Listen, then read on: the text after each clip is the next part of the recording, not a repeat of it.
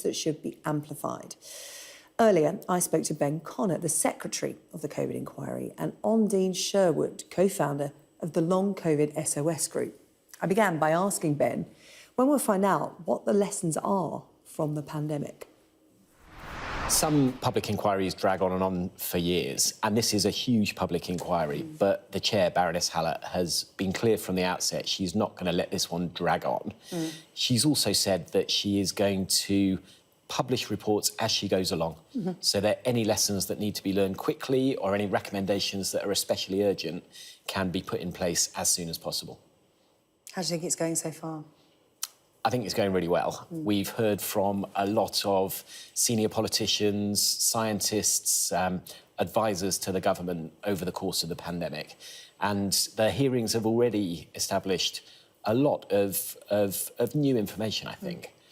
But the other element of the inquiry, which is really important, is every story matters. That's the way that people across the country can contribute to the inquiry, can help the inquiry to build a real picture of the pandemic right across the UK.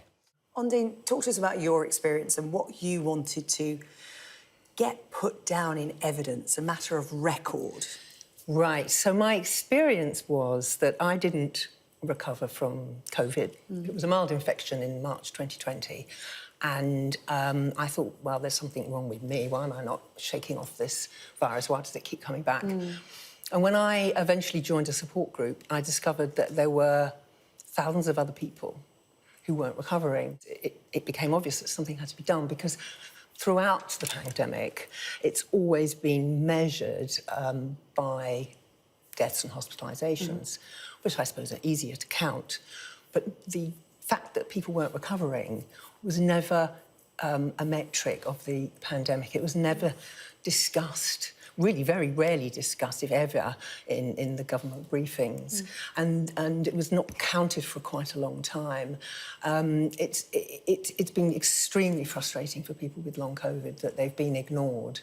And a lot of people still don't even know it exists. We've heard that in some of the evidence of the inquiry so far. You call it scepticism at the heart of government, including the Prime Minister, who didn't really think long COVID was a thing. Obviously, you know, we're here to learn lessons and we're finding out so much more about long COVID now. What do you want to come from this inquiry in terms of supporting the thousands, as you said, who are living with long COVID? This is a legacy of the pandemic for them, and they now have to live with this, and they don't know how long for. No, exactly, and it's millions.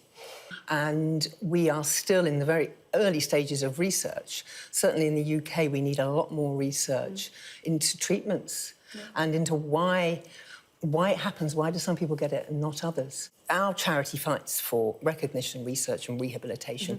And even 3.5 years down the line, we are still fighting for recognition.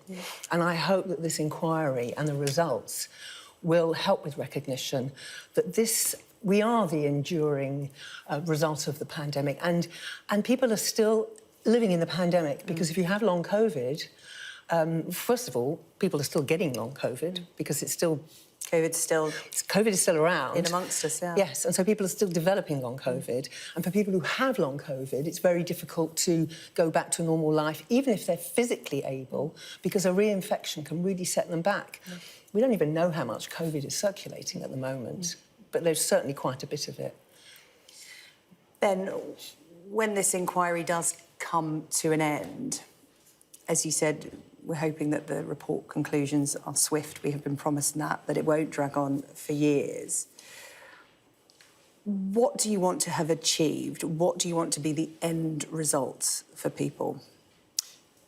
We need the UK to be in as good a position next time a pandemic hits, and that's one of the key aims for the inquiry, clearly. But the other thing that's really important to the chair, Baroness Hallett, is listening to people. Learning about the human impact of the pandemic and putting that front and centre of her recommendations.